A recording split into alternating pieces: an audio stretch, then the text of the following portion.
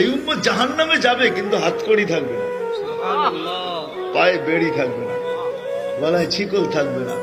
এই উম্মত জাহান্নামে গেলেও চেহারা কালো হবে না।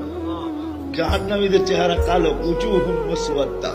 ওলামাদেরকে জিজ্ঞাসা করেন, কোরআন বলতেছে এই উম্মতের চেহারা কালো হবে না। দারোগা মালিক জিজ্ঞেস করবে, এটা আবার কেমন আসামি?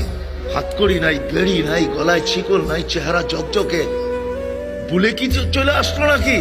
আল্লাহ জবাব দিবে, মালিক আমার বন্ধুর উম্মত, খবরটা। জিজ্ঞেস করবে, হাতকড়ি নাই কেন আল্লাহ?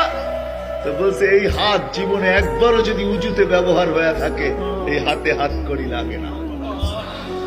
পায়ে বেড়ি নাই, যেই পাও জীবনে একবারও আমার ঘরের দিকে হাইটা গেছে, ওই পায়ে বেড়ি লাগে না মালিক। বলে, চেহারা কালো হয় না কেন? বলে, যেই কপাল একবার আমার কুদরতি পায়ে লাগছে, ওই চেহারা কোনোদিন কালো হয় না। ওই গলায় কোনোদিন বেড়ি লাগে না। 3 জায়গায় আগুন লাগাবে না, চেহারা, হাতে, পায়ে, বাকি শরীরে লাগায় দাও। মালিক আগুনকে বলবে, খুশি ধরো। আগুন আসবে ধাউ ধাউ করে ধরার জন্য।